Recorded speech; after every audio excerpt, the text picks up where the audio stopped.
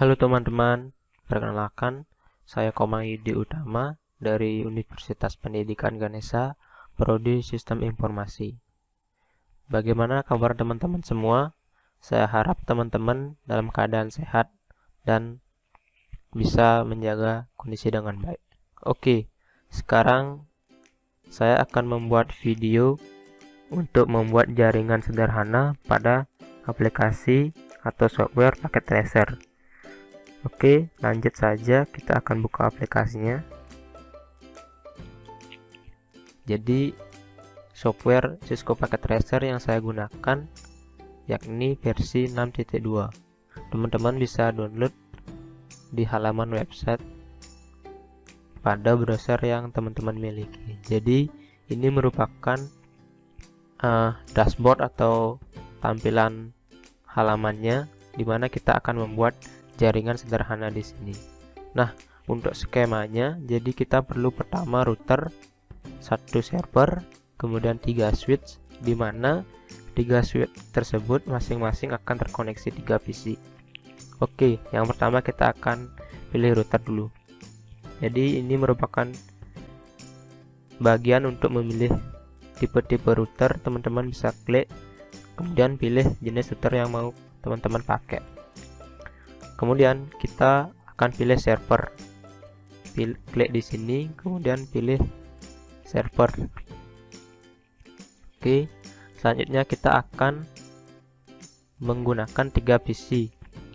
Teman-teman bisa klik di sini. Kemudian kita pilih atau kita gunakan 3 buah switch.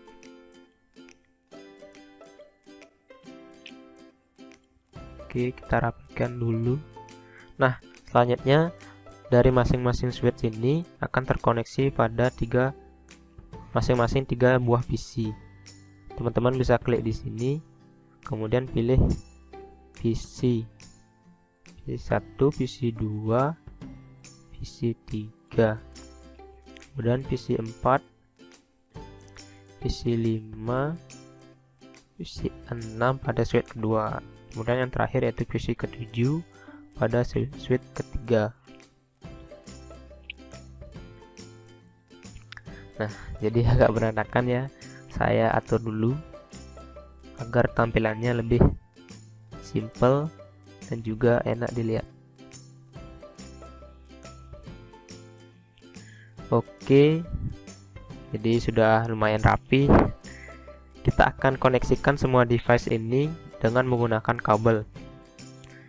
Teman-teman bisa klik di sini untuk memilih jenis kabel yang akan digunakan. Nah, untuk sebagai pengetahuan dasar, teman-teman harus mengetahui jenis kabel yang akan digunakan untuk menghubungkan masing-masing device ini.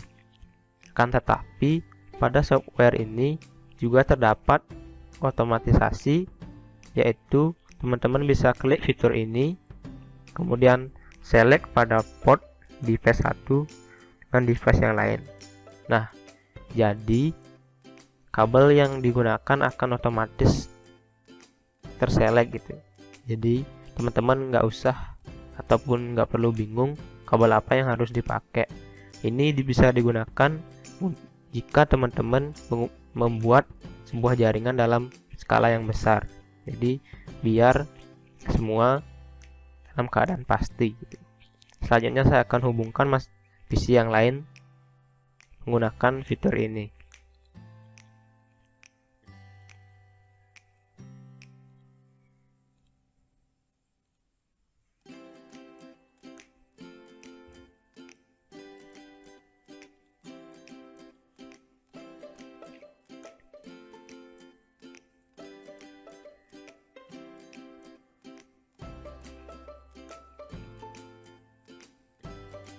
Oke, jadi masing-masing PC sudah terkoneksi ke masing-masing switch.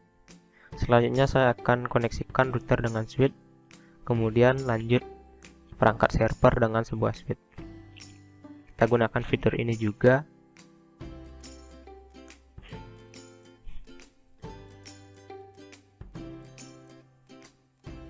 Oke, yang terakhir kita akan hubungkan masing-masing switch ini. agar terkoneksi dengan baik.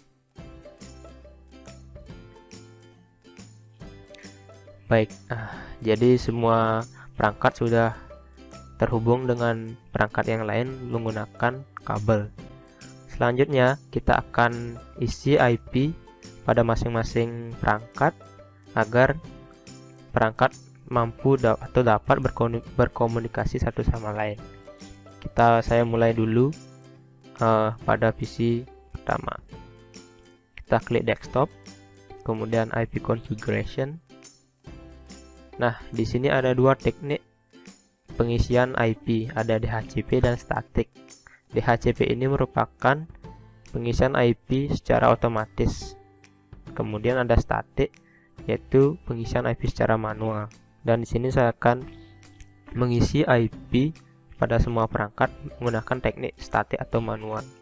Jadi kita bisa gunakan IP 92.68.4.254.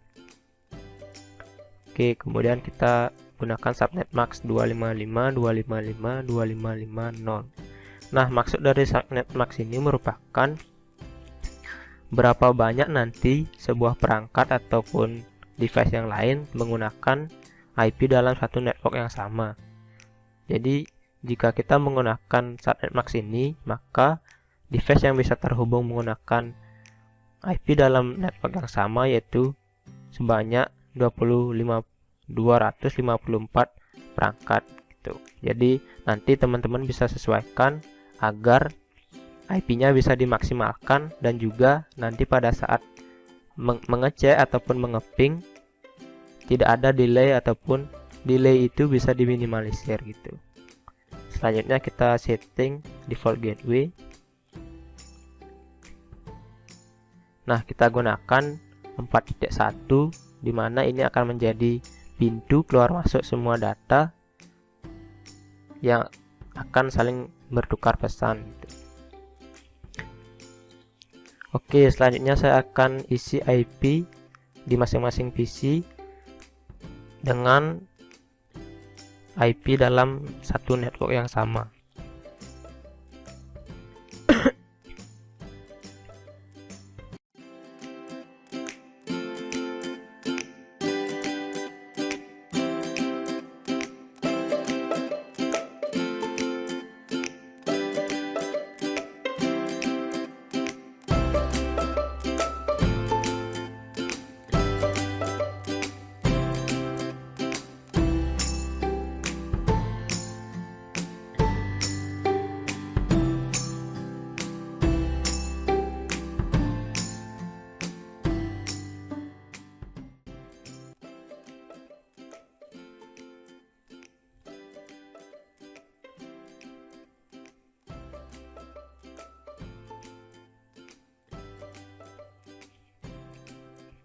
Oke, baik.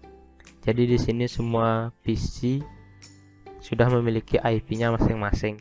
Selanjutnya saya akan isi IP pada perangkat router. Nah, yang harus diperhatikan yakni dalam pengisian IP pada perangkat router yaitu interface ataupun port yang terhubung dengan kabel. Jadi kita bisa lihat yaitu fase Ethernet 0/0. Nanti kita akan isi IP address pada port tersebut. Kita klik, kemudian pilih CLI. Ketikkan perintah no. Nah, jika router dalam keadaan mati, lambangnya akan seperti ini. Kemudian kita ketikkan perintah enable. Nah, akan berubah, artinya router dalam keadaan hidup. Selanjutnya kita akan masuk dulu, ketikkan perintah configure terminal.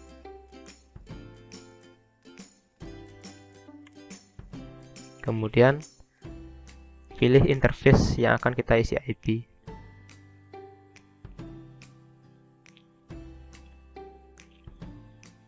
Oke, jadi di sini kita masukkan dulu IP address-nya. IP address yang digunakan yaitu IP default gateway yang digunakan pada PC sebelumnya.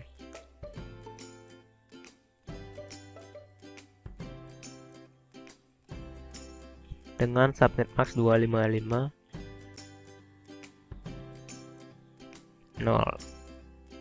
Oke, kita no shutdown dulu agar routernya tidak mati. Kemudian kita perintahkan tick write agar konfigurasi yang kita lakukan sebelumnya tidak terhapus. Oke, building configuration oke. Selanjutnya kita akan isi IP pada perangkat server. Caranya sama seperti pada di PC, klik desktop, kemudian IP configuration. Di sini kita masukkan IP dalam satu network yang sama.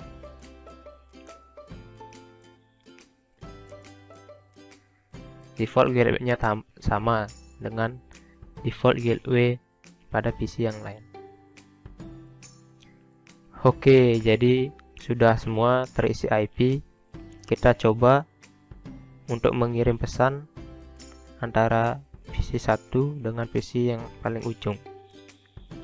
Nah, jika pesan yang disampaikan berhasil atau transmisi datanya berhasil, statusnya bisa kita lihat atau teman-teman bisa lihat di sini statusnya yaitu successful.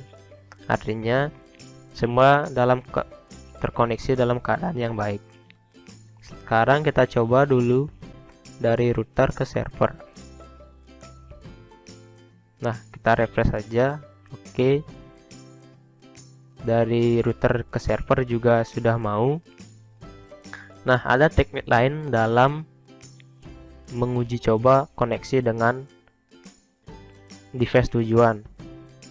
Misalkan divisi pertama kita klik command prompt. Nah, syarat untuk menggunakan cara ini yaitu teman-teman harus tahu IP tujuan yang teman-teman akan ping ataupun akan uji koneksinya. Misalkan saya akan ngeping ke IP server yaitu ping 92.168.4.240.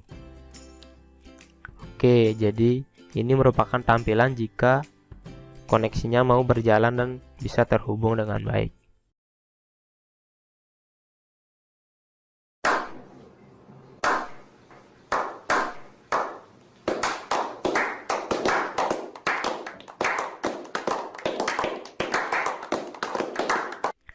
Oke, sekian dari video saya.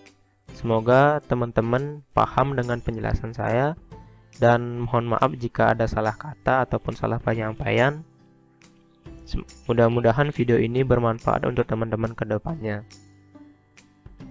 Jadi silakan bagikan video ini jika ini akan membantu dengan teman-teman yang lain. Kemudian like dan juga subscribe pada channel ini.